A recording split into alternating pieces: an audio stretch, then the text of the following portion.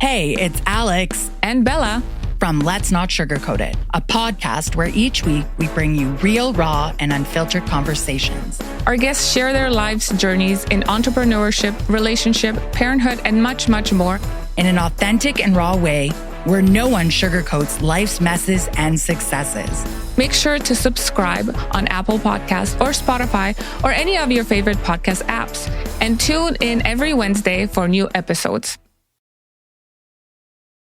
Are you looking for inspiration on a daily basis? Well, check out Deal to Heal Teas. With our inspirational teas, you're sure to find something that will inspire you. Just go to dealtohealteas.myshopify.com. That's Deal to Heal Teas. Get some inspiration in your situation. Wear inspirational tea and be inspired all day. That's Deal to Heal Teas at dealtohealteas.myshopify.com.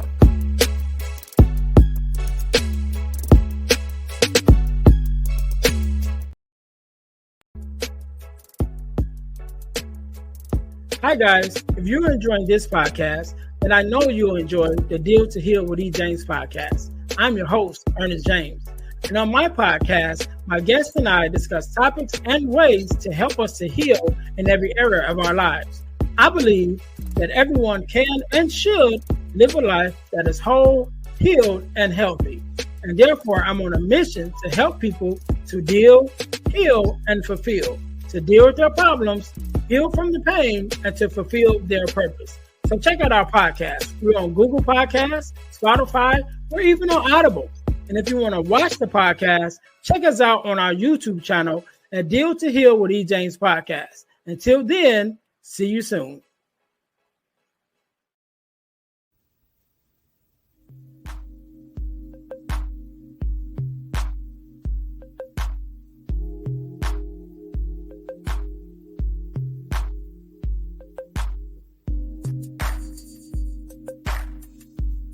Welcome to the Girl Dad Discussions podcast with E. James.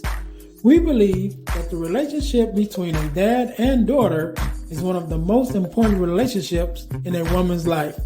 Our mission is to promote the daddy-daughter relationship by spreading the voices of girl dads to the world and give love and support to all of our dads and their daughters. Let's get to it. Let's tune in.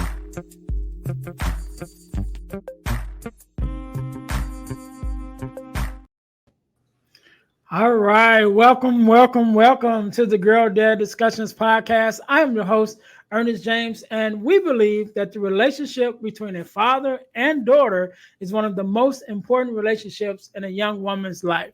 And therefore, our mission is to promote the daddy-daughter relationship by spreading the voices of girl dads to the world and give our love and support to all of our dads and their daughters. Thank you guys once again for tuning in to the Girl Dad Discussions podcast. If you haven't already, make sure that you listen, like, subscribe, and share to our podcast on all of your social media platforms, including our new page on Instagram, our new channel, should I say, on not Instagram, on YouTube. So originally, our YouTube page was the Deal to Heal podcasting, the Deal to Heal with E. James podcast, which is our partner podcast. But we decided to change that to the Deal to Heal podcasting network channel, because now we are offering you more than just one podcast. There's the Deal to Heal with E. James podcast. There's this podcast, which is the Girl Dad Discussions podcast. And there also is a podcast called Love Walk Faith Talk podcast is also there. And we'll also be bringing you guys more podcasts in the future. So make sure you guys go to YouTube and look up the Deal to Heal podcasting network in order to subscribe to our YouTube channel. So make sure you guys follow us there. Also, our product of the week. As you guys know, we are a self-sustained podcast, and the way that we stay on the air is by bringing you amazing products for you to purchase in order to help us to stay on the air. So our product of the week this week is our Purpose Journal, as well as our Purpose Planner, because I believe that we have to journal in order to see where life has brought us and where we are now, and also plan for our future. So make sure you guys go to Amazon and check out our purpose journal and our purpose planner. The links are in the descriptions below, so that you guys may be able to check that out. Also, so should I say today, just like any other day, we are blessed with the guest, Miss Ashley Ann. How are you doing? So good. Thanks for having me. No problem. No problem. First of all, let me say thank you for being here, because you could have been anywhere else with anyone else, but you're here with us. And so we definitely appreciate it. So do me a favor, Ashley, introduce yourself to my listeners. Tell us who you are and a little bit about what you do. So loaded question. And I mean, I feel like I should have this down, but it's always changing, we're always Right. evolving, right? But first and foremost, I'm from like Toronto, Canada area, and I am a vessel of love in so many ways. And I feel like that ends up coming back to everything that I do. But in terms of like the logistics, I have a self-publishing agency, and I help people write their books, tell their story, turn their teachings into a book. And I also am a cacao ceremonialist. So just being able to create safe spaces and experiences for people to heal and really be able to alchemize their pain into purpose. And I love so much you talking about the planner and whatnot. Like, writing has been such a tool for me to heal, and it's infused in all that I do. So that's just like tip of the iceberg as to who I am, what I do. Nice. So for the purpose of this podcast, right? So this is the Girl Dad Discussions podcast, and so we talk about being a girl dad, right? So obviously you're not a dad, but you are a daughter, and we are blessed every now and then to have a daughter to come on and to share their story. And so I'll let you start off with just a little bit about your story and your father journey, or your dad journey, should I say? Yeah. So it really all begins at the age of about 3 for me. So my parents split up when I was about 3 years old, and one of the things that I've always kind of said is that I kind of appreciate, or I'm glad in a way, that I don't remember what happened and just remember the circumstances of it. I just don't have any recollection or memory. Like, to me, my normal growing up was that it was my mom and my 2 older sisters and myself. Like, that was our kind of little, like, our knit. And we actually lived in the States for a period of time, and then we moved to Canada. And yeah, like, it was just one of those things where throughout my childhood and even, my teenage years, my dad wasn't really necessarily around. We didn't really have much of a relationship.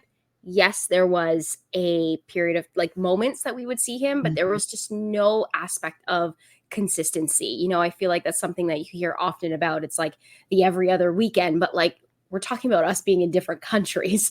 Right. So it just wasn't something that existed. Not even just communicating often, to be honest. Like, it was just, he was, in ways absent and just wasn't there. And I had to witness my mom struggle to put food on the table, put a roof over mine and my sister's heads, oftentimes working 3 to 4 jobs. And, she's out the door before I even wake up, and I'm going to bed before she even gets home some days. But one of the things too is somehow, some way, she always, filled my cup and was always there in a sense too. And to be honest, like, because it was my normal, I never really noticed the gap with my dad until it got to a point where I finally was able to understand and put the pieces for myself together. I think my sisters, because they're older than I was, at one point, like, they just had a sense, right? Like, and I was the youngest. So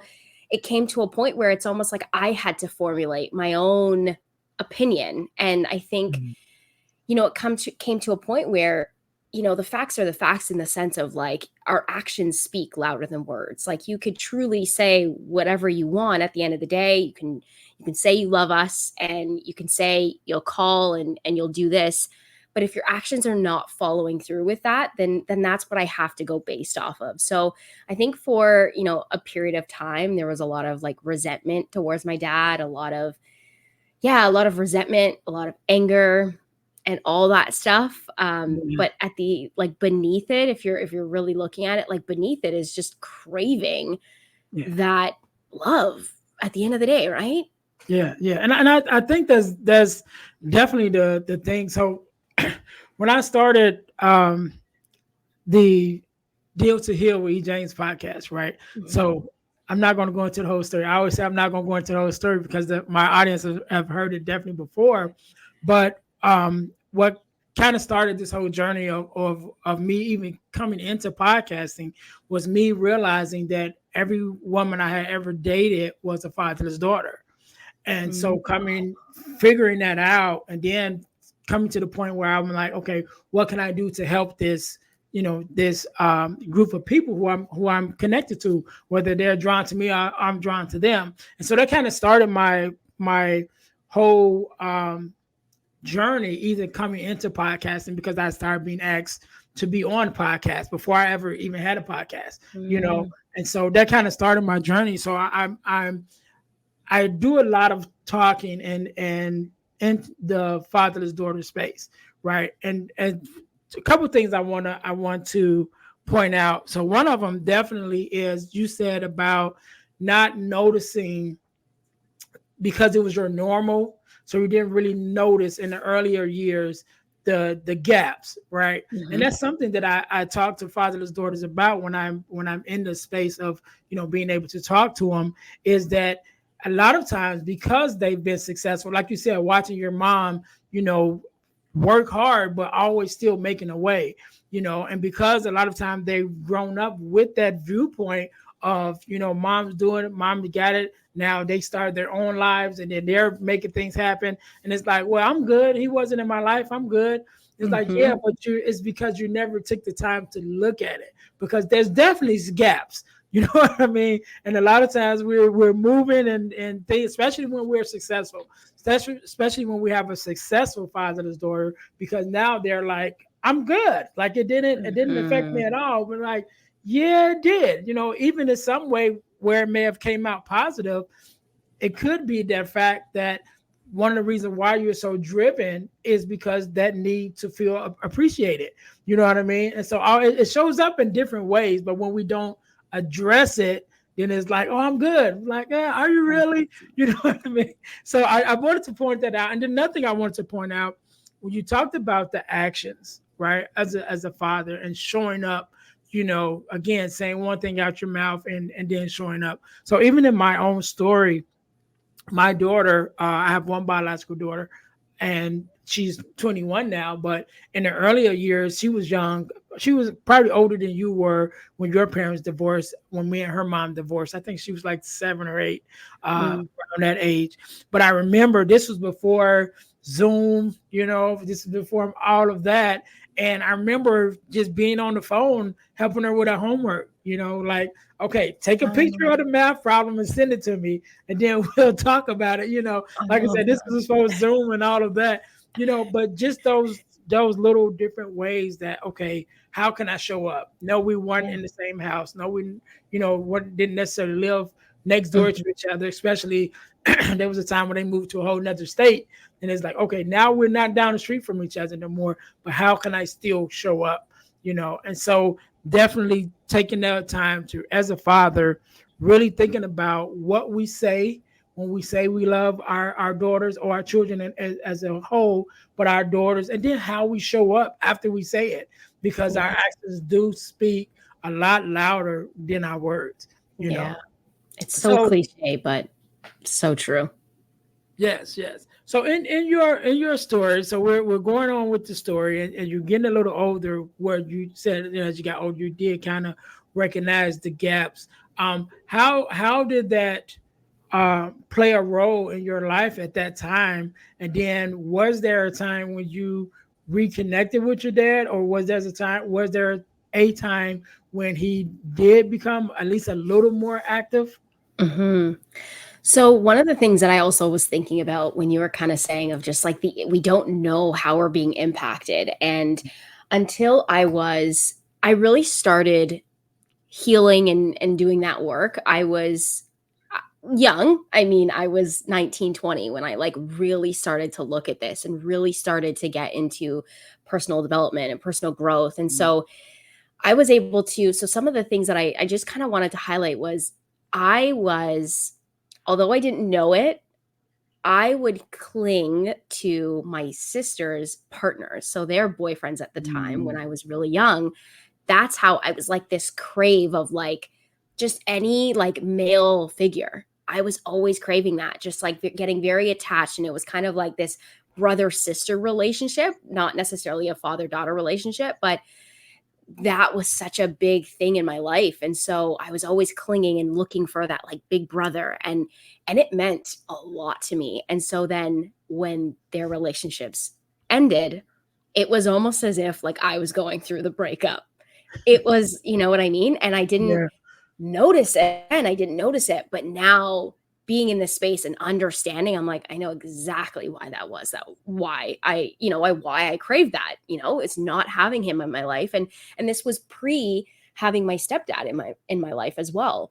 And then, at about 2009, I think it was, is when my stepdad came into my life, and my mom and my stepdad got together, and very quickly we ended up merging homes. And so it was like me and his youngest daughter. And that was also like, it didn't feel like an adjustment. Funny enough, like the only thing it was like I moving cities, but it's not like it was like an hour away. It was really like 25 minutes. So I still got to stay at the same school and whatnot, but it didn't feel like an adjustment. I think for me, I just like was so happy to have this and experience this. And, in ways, and seeing the way that my stepdad was a dad and filled that role, I think ultimately, because he filled this role, and this was a realization that I only came to very recently, was that because my stepdad fulfilled this father figure role, it was almost like it allowed the space for me to like open up my heart a little bit more to my dad and be able to have that experience. Because for a long time, through the surface of being so angry, I was like, well, I'm going to change my last name, like doing, saying those little things that you just like want to hurt him and you just want to get at him. Right. But it was all just coming from a place of hurt. It was all coming from a place of hurt. And eventually it got to a point where after, my family experienced a loss and my cousin had passed away. He was very young and sudden. And not long after, my dad moved to Canada. And so now we're in the same country.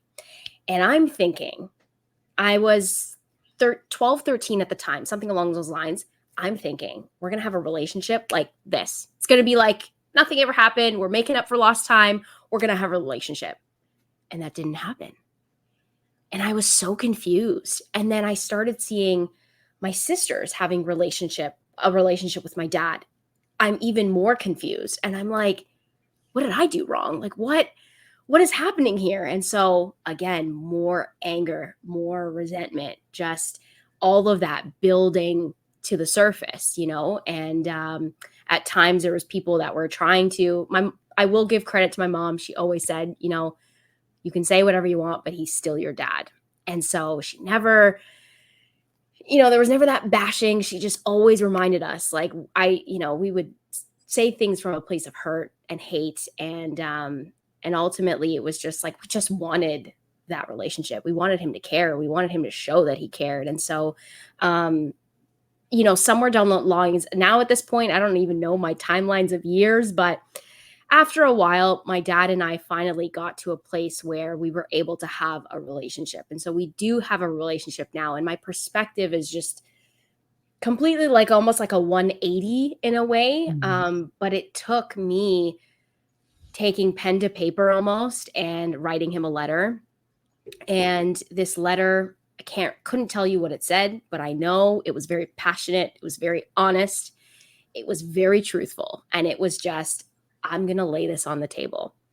And one of the things that was a big factor in even more buildup was that I was in an accident in 2010. And after my accident, I was completely shocked at the fact that my dad didn't pick up the phone to call me. And just to see that I was okay, it was like a message on Facebook. And kind of side note on this, years later, having a conversation and him and I talking about this now that we have a relationship, in his mind, and this is what's so interesting about our minds, is that in his mind, he called me.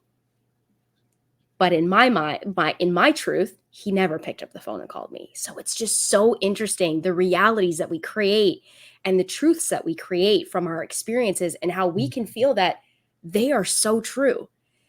And it was such an interesting thing. I remember having that conversation with him and I was kind of just like, I can't believe you thought you called and here I am, you know what I mean? And knowing that you didn't, but it created a lot more anger and resentment. And finally, almost like a year after my accident, I wrote him that letter. I gave him that letter and I think I gave it to him on Father's Day. Maybe not the best, but I remember it being Father's Day and I was just like, no, I'm giving him this letter. And so I did. And at that point we had seen each other, but it was very surface level. There was never any sort of real depth of a conversation. Like I am now at this point almost 20 years old and I feel like I've never spoken to my dad. Like we've never had a conversation. And writing that letter, no matter how not nice or kind it would have necessarily been, but it was my truth. It was finally that time that kind of like unlocked and gave us that opportunity to finally have a conversation.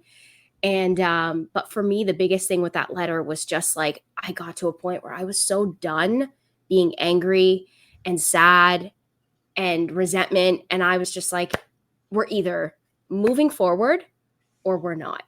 And it's one of two choices. I can't keep holding on to this. And I don't want to hold on to this anymore. Mm-hmm. I don't want this hate in my heart. And I just was in a place where I was so ready to just forgive him, but really like also let go and have this clean slate. And that was a big factor for us being where we are right now. Is I don't fault him anymore. I think now I come from a place of like a lot of compassion for my dad and just seeing that, you know, at one point I was 20, not knowing, right? Like I'm trying to navigate life. And he was there at one point too. And so I have so much compassion just coming from that lens of like, he did the best that he could. And then you get into, well, what was his upbringing like too? And, you know, all these things are such a factor. And now I just have so much more compassion. But my biggest like philosophy is, you know, I've heard that saying, forgive, but don't forget. And I kind of disagree with it just from the lens of like, in order to truly forgive, you do have to let go, because I don't want to fault my dad for the next time he does something and say, well, remember what you did to me and remember you left and remember you did this. Like, I just don't want that. Like what? That's not a relationship. That's not the relationship I want. That's not what I want for us. So that was like a big factor in this too. Is like, I had to be in a place where I had to let go and I had to allow this like clean slate, this new chapter, so to speak. Yeah. You said a lot of stuff. No, it's good. It's great. I was trying to keep notes so I can try to remember everything. So first thing I want to go back to, excuse me. I want to go back to you mentioning about your stepdad coming into your life, and you know your words were that he filled that gap. You know, and I definitely want to give acknowledgement and honor to him, right? So I'm a stepdad also. I think I've shared that, but I'm a stepdad also. I have 4 stepsons. And so it was important to me that even in my sons' lives, you know, one of the things that I always told them growing up was, I'm not here to take your dad's place. You know, I'm just here to fill in the gap until he shows up, you know? And so that's kind of how I balanced it, you know, that, yes, I'm your dad, you know, in the presence of, you know, in his absence, should I say. And then when he showed up, you know, I was like, hey, this is your spot. spend the time, whatever. And so that was one of my things I was very passionate about, as being a stepdad. And so I always give honor to the stepdads that come on this platform, because for lack of a better term, we had a choice. You know what I mean? We had a choice to be like, yes, I want to be a part of this child's life.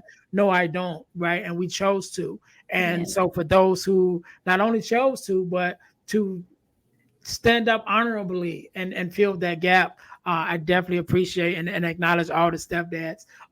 One of the things you mentioned, and it brought a funny story back to me, was you mentioned about, in anger, sort of, even making a comment like, I'm gonna change my last name. Yeah. Right? So I remember one day, me and my wife at the time, we're sitting in our bedroom, and our oldest son comes in, and he's like, I think I want to change my last name to James. Right. And so we kind of looked at each other, and it's like one of those moments like, oh, he's like, so his mom was like, oh, you love your stepdad that much, you're going to change your name to his name? And he was like, no, I just want to be able to tell people I'm related to LeBron James. I'm like, really, dude? You just killed my dream, Oh, that's so funny. That was one of our stories. Just bust up laughing, like, dude, get out of my room, So I'm grateful for that. But what? I want to talk a little bit about. You mentioned about forgiveness, right? Because I think this is a very important aspect of the conversation, is when we have what I call the reconnection conversation, right? So this is when the dad has been absent for however long, for whatever reason, and then you come back and you're trying to rebuild that relationship. And so when you mentioned about when your dad came back and him having a relationship with your sisters and still not necessarily having a relationship with you, it kind of brought to my mind that you were so young when the divorce happened, maybe even in his mind, he didn't have the time to bond. And even if he did have the time to bond, he didn't necessarily have the memories to hang on, which could be a good thing and a bad thing, because one of the things that dads and daughters often face when they have the reconnection conversation is that dads kind of try to come in right where they left off. And a lot of times they may have left when the child was, 2 and came back when she was 20. It was like, but they still coming back like they were 2. It's like, no, she's an adult woman now, right? So there's a whole different aspect in that. So just in that reconnection conversation, right? How important do you believe that it is, number one, to have the conversation, but number two, should I say, to get the man's point of view or the dad's point of view of why he wasn't there? Because I think that's not necessarily the time. I think that's a question that should be answered in time, but I think that the original reconnection conversation should be more of him listening to how it affected you. But I'm going to let you answer the question before I interject my thoughts on it. No, that's so interesting though. I will say too, I almost also don't even remember fully the conversation. And it's interesting because I've really tried to remember. It's not like it was over the phone. We met, he came to pick me up at my house. We went down to the water and we parked the car. I, for the life of me, don't even remember the conversation, but I think it was because of this letter was that space for me to finally speak my truth. And also just, I think we all have a right to what we feel. I feel like we are so valid in what we're feeling, and we have to acknowledge that. We have to allow ourselves I had to let myself be angry, actually feel what I was feeling and be honest about that. I couldn't just sweep it under the rug like that. What is that going to solve? Right? I can't just pretend like nothing happened either. I needed to really acknowledge what I was feeling, what was coming up, sit with it a little bit, even though it was super uncomfortable. But I think eventually too, just being able to write that letter and put pen to paper physically allowed, I genuinely feel I believe I typed it and not wrote it, but I think with each typing, it was just all of it was finally like being released from me. And I think we all need some sort of outlet. But I have to like agree that that conversation has to be focused on listening and focused on simply just an I'm sorry and just that accountability. It's not the space. It's really not the space to be in defense mode. And I think at any point you can't be in defense mode about, when you're trying to come into a conversation and it is one of those really hard conversations, neither party can be in defense mode because then you're actually not listening. Mm-hmm. And I think what I'm realizing in this moment too is that I appreciated that. I appreciated that he just listened to whatever I had to say and just like received and just allowed me the space to actually open up, because I think that was such a big part in me actually being able to find my voice. Because growing up, I genuinely was not the type of person who could have the hard conversations. I was very shy, even to the extent of being in school. And when you have to give presentations, oh my gosh, it was like awful for me to do that. But after this moment of finally speaking my truth to my dad, I felt like I was truly unlocked, like my truth was unlocked and I found my voice. And from that moment is when I started getting into public speaking. I started doing all these things. And it's interesting, people who know me as a child are kind of just like, who are you? How did you get into this?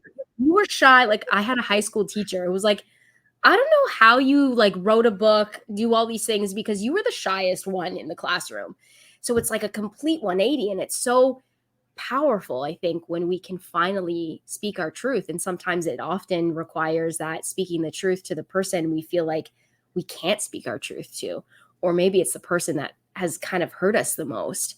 But it's interesting. We've still never had that conversation fully of why, just being able to, but I've said to him, I want to know your story. I want to know your version. I want to know, I'm that type of person who is so open to perspective. And I want to know what it was like for him to grow up and to know his story. And I think if you have the opportunity and if you can create that space and open up your heart to that, it's really powerful to be able to say, I'm going to put myself aside and my ego and my experience aside and the hurt that, yes, I did experience, but I'm going to open up my heart and give you the floor, right? Because that was such a powerful moment for me to speak my truth. Now, what about giving my dad that moment? What about giving him that space to speak his truth? Yeah, I love that. And I think it plays such a big part, like you said, being able to give the dad the option or the opportunity, should I say, to actually speak his truth. But again, I do believe that that's a space that you should give, the opportunity, definitely not coming to the space, again, like you mentioned about being defensive and trying to tell your story, doing the reconnection phase. I remember reading a book. I can't think of the name of the book right now, but the author shares a moment when her and her dad, after some time of being connected, like they were back in each other's life at this point, and they were having a birthday party or something, I think for one of her kids, and they're in the kitchen of her home. And so it just hit her that day, like, okay, this is the day we're having a conversation, and right. So she turned to him and she's like, why weren't you there? Mm-hmm. And she said he began to go into his explanation and she cut him off. And she said, I don't want to hear, I don't want to hear your story. I don't want to hear your excuses. I just wanted to hear you say, I'm sorry, and she said he stopped for a second and then he just looked at her and just like, I'm sorry, and so they had a moment, they embraced and that moment was the release of what she needed. And I believe what he needed too.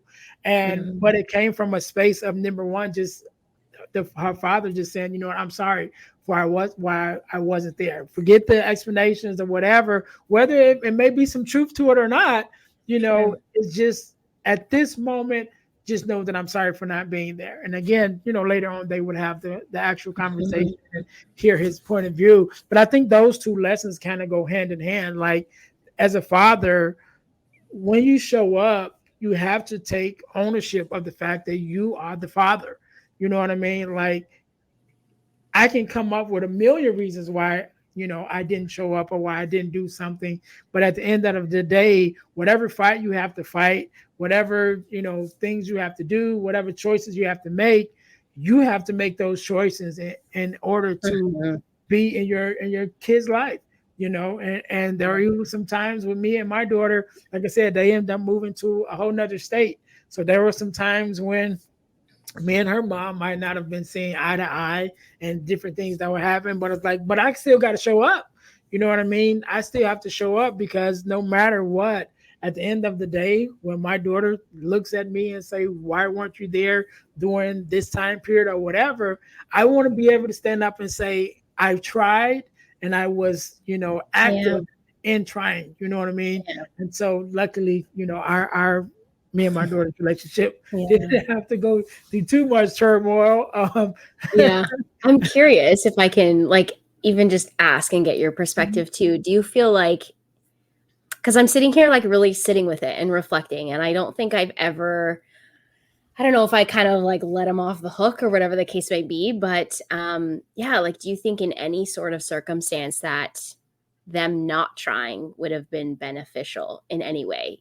If in the sense, I guess, from the perspective of just the capacity and the ability and I feel like we can only love ourselves love others at the capability of us being able to love ourselves.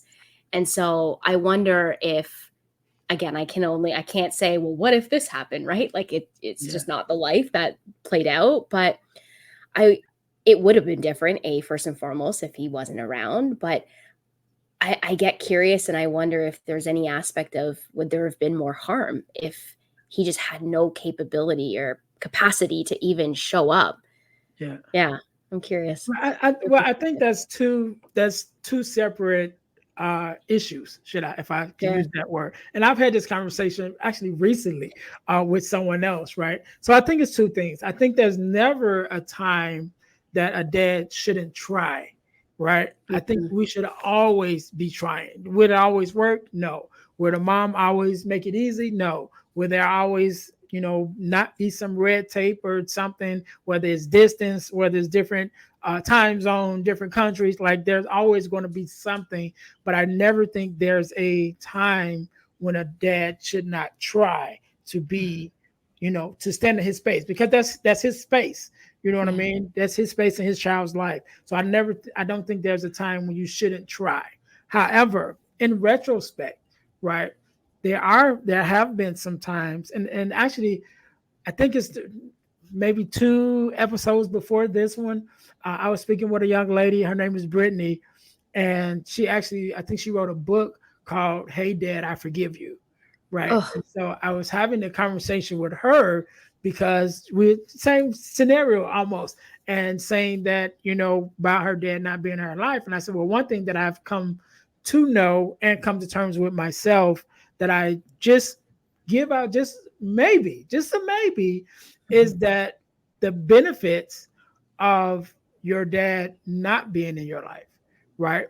Because there are so many people, and in her story, so many people that have striven strove for success and have hit success in so many different areas because of that, maybe that edge that they had of their dads not being there, or maybe, whether somewhat negatively striving for acceptance, you know what I mean? So it's a lot of different ways that it could affect you that may, in hindsight, have worked in your in your best interest, because I'm not lost on the fact that there are some guys that are just bad guys, right? There are some guys that just not good people. And so having a terrible dad, you know what I mean, might not be as bad as not having a dad at all. You know what I mean? At least if I didn't have him at all, I'm able to move forward without the trauma or should I say the extra trauma and things like that, Yeah. where if I had a bad dad and now I'm dealing with, still dealing with some of the same traumas of, not being accepted, not feeling worthy, and then the mistreatment or whatever that he may bring too. So there is an aspect of it that I say, just in hindsight, that it may have worked somewhat in our daughter's in her benefit of him not being there, but that doesn't take him off the hook for him not being there. Right. Like, it might have worked out good for her, but on the other side of it, that don't let you off the hook for not being there and not, being in your rightful space. So I think it's kind of two different issues, but yeah, I definitely some thoughts, that can go into that to see it. 100%. And there's, I think too, like what I was kind of thinking about when I just listening to you, is also just how, I think at some point we also have to take accountability. And I think that was for me such a big thing, was just take accountability of my life and my choices. And I had to make that decision for myself to kind of do the work in terms of, when I say that, I just mean from the perspective of, well, why am I attracting these sort of relationships? Why am I this way in relationships? And just getting super curious about ourselves. And just, again, like this layer is a lot of this comes back to the stories that we've created and the beliefs we've created from our childhood. And, I thought about this at the very beginning, but that was also such a big thing for me, was that although my dad wasn't around, I developed this whole, like, I needed to prove myself. I needed to prove because, if I prove myself, if I do this, if I do that, part of even me writing my book was just like, if I put this book out there, well, he's going to notice me and he's going to give me the attention, right? He's going to, like, it's going to be that thing. He's going to give me that praise that I never had. And so I have to take accountability too, though, for understanding, well, how am I being impacted by this? And then make the different choices. Because I look at like the differences between the relationship, specifically relationship with men. And I'm more so mean like more along the lines of romantic, and just how a lot of it was like, I was very guarded, very protective, very much leaving before I was left. Why? Yeah. Because I didn't want to be hurt, because my dad left. So I'm going to be first to leave. You're not going to leave me first. But then again, you get to a point where it's like, well, enough is enough. Like, I need to make this choice for myself. I can't let my relationship and my experience with my dad be the quote unquote excuse for why I am the way I am. And so in ways as well, and for me, like coming up on literally being like less than 45 days of getting married. Congratulations. Thank you. It's interesting, like the relationship that I have now with my fiance, and just what we're creating and what I didn't have and what I'm seeing and what I'm cultivating and what I'm creating, right? Like, I haven't seen that many quote unquote successful relationships, but I get to create the successful relationship. Like, I can still do that. I still have that power. And I think part of it has just been taking back my power in so many ways, and not letting like that experience be the defining factor in my relationship and what I want that to be. Because for a very long time, it was like, well, I'm never going to find someone. So I'm going to make sure that I'm going to be super independent, hyper independent, because I don't need a man. Right? It's like, it's interesting. We have to notice, we have to get curious. That's the biggest thing, is getting so curious about like what these stories and these beliefs that we're creating from our experiences too.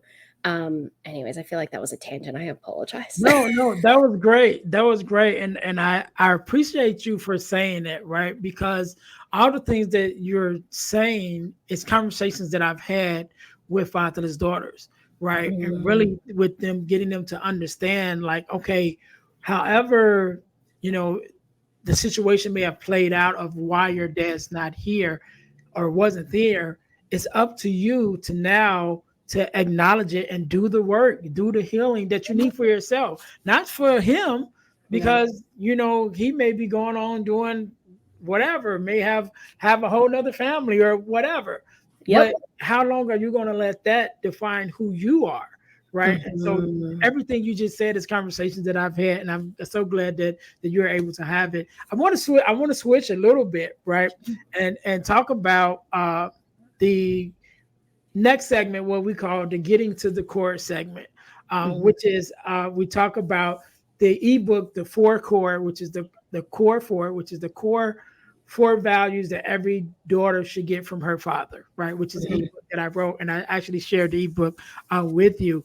And I like that, you mentioned that you're getting married soon, because one of the things that I've talked about when I am able to have this conversation with fatherless daughters is that the core four values that I feel as a dad, as a brother with 5 sisters, watching my dad raise my 5 sisters, and in the relationships that I've been in with fatherless daughters.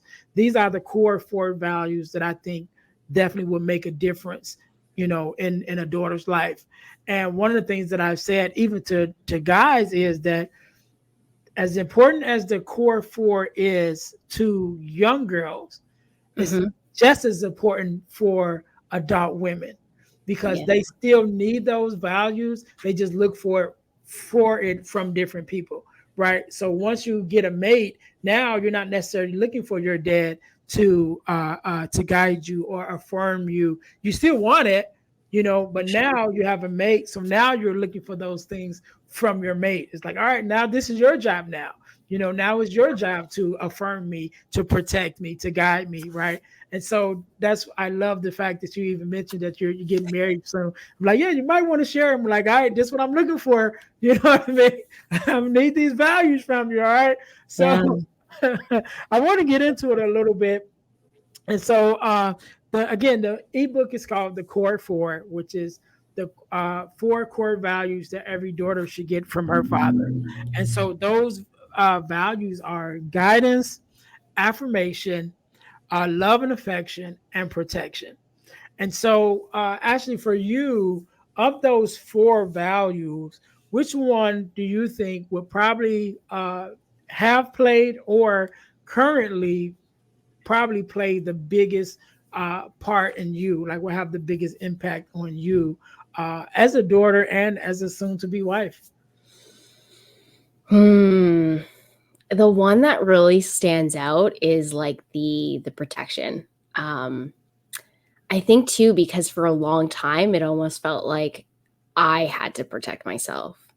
And so, yeah, it's again, and we have to do that work.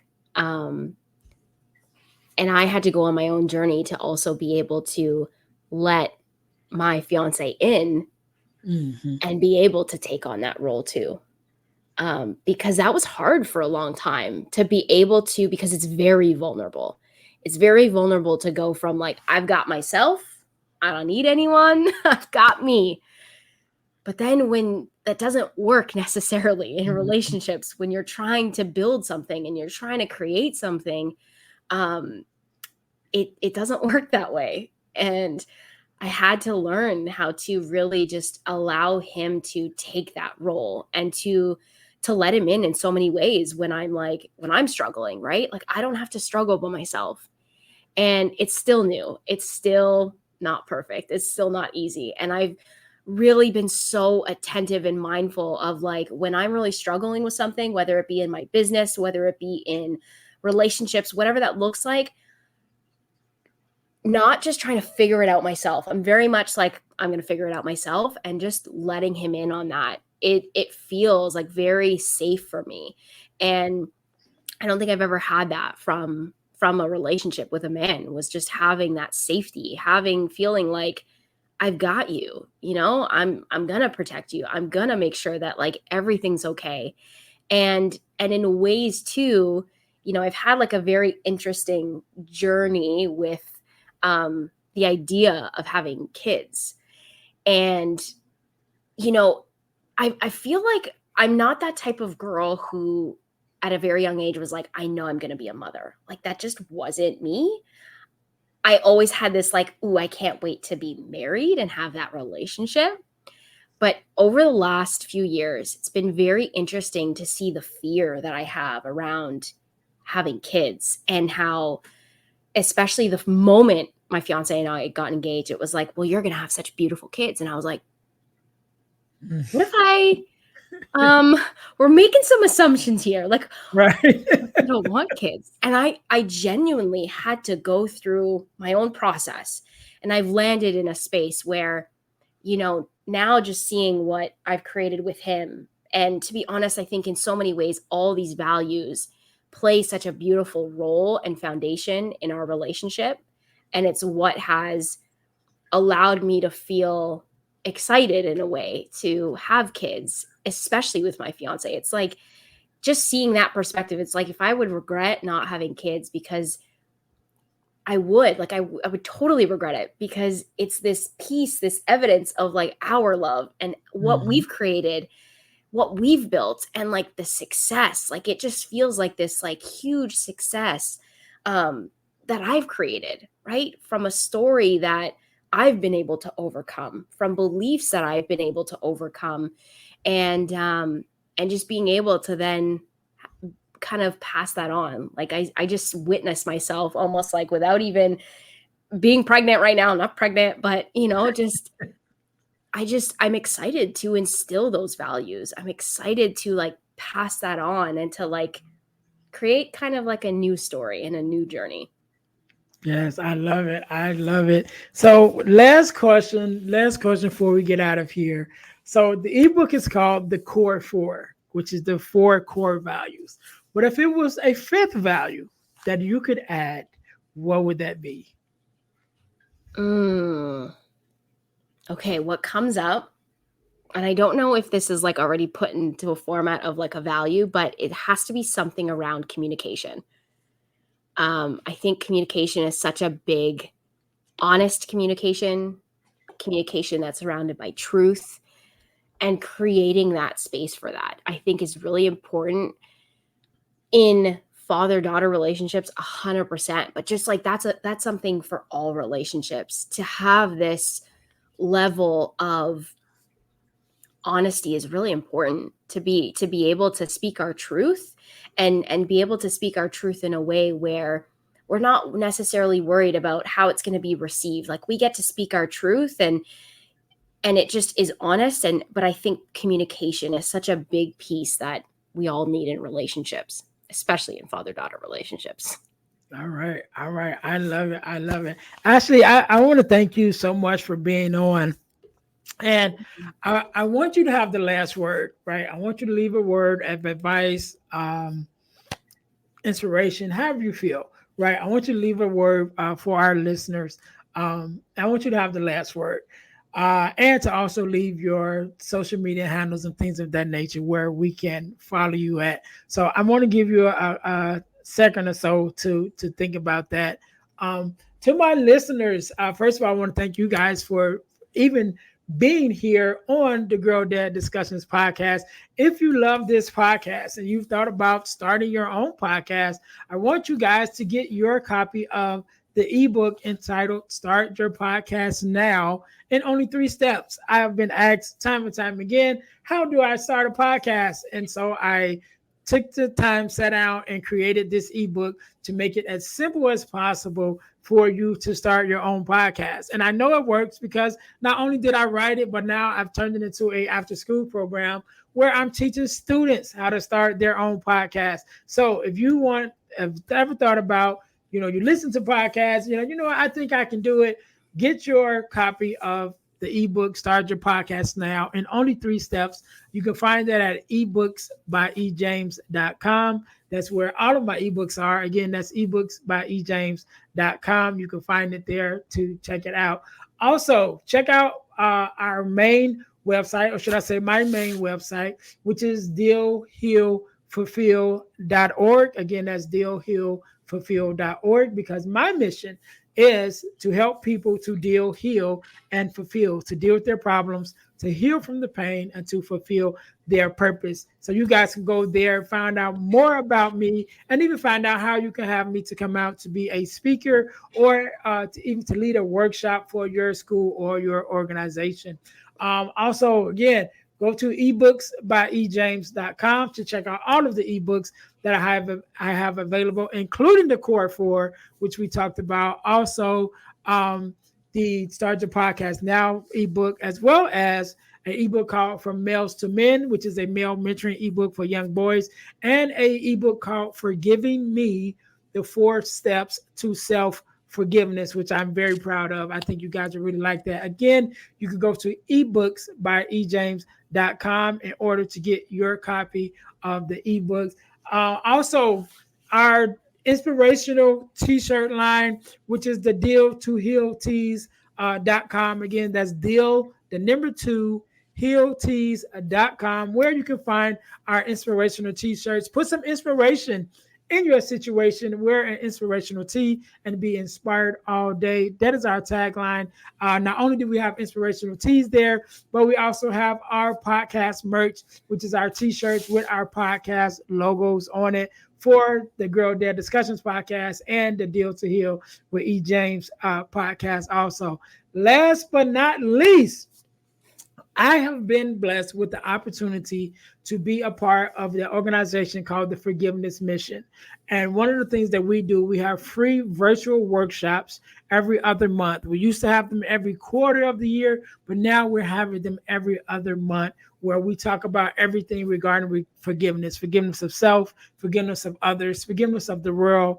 We talk about what it means to forgive, who forgiveness is for, just everything surrounding forgiveness. And I think it is a very important conversation and very impactful workshop. Again, these workshops are 100% free. You can go to forgivenessmission.com to register, or to Eventbrite to register for the forgiveness workshop. Again, they're 100% free. Whenever you're listening to this podcast, either one is coming up or one just passed, but you can go to forgivenessmission.com in order to sign up for the forgiveness workshop. So, Ashley, once again, let me say thank you so very much for being on, for sharing your story and your expertise. I want you to have the last word, so the floor is yours.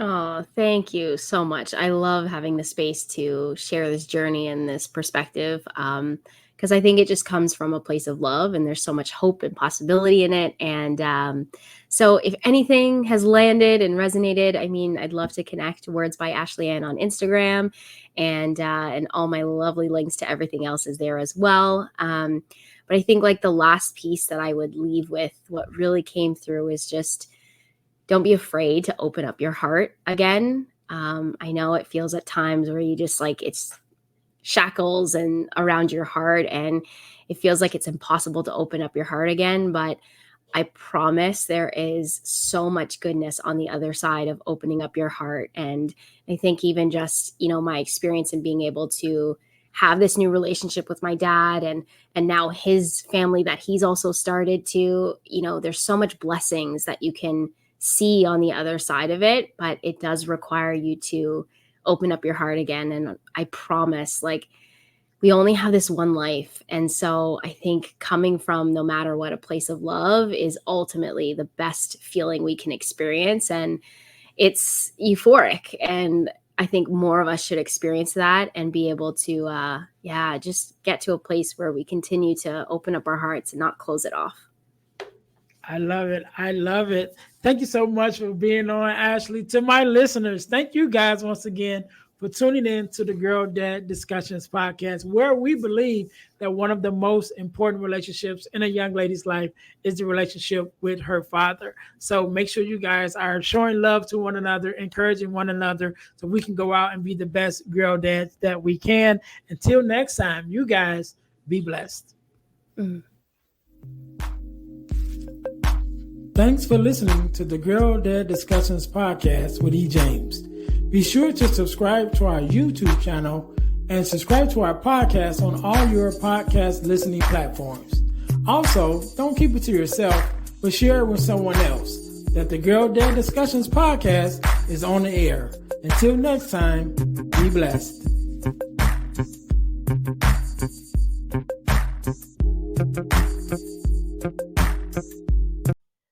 Wait. Don't skip this if you're a parent. Let me tell you that you should listen to our podcast, Let Kids Play Podcast. Why? Because our children are lacking creativity and problem solving skills. On this podcast, we laugh, we have special guests, we talk about the traditional and homeschooling needs, and give you tips and hacks and things like that to enhance your experience of teaching your little ones under 5 years old. You can find the Let Kids Play podcast wherever you listen to your podcasts.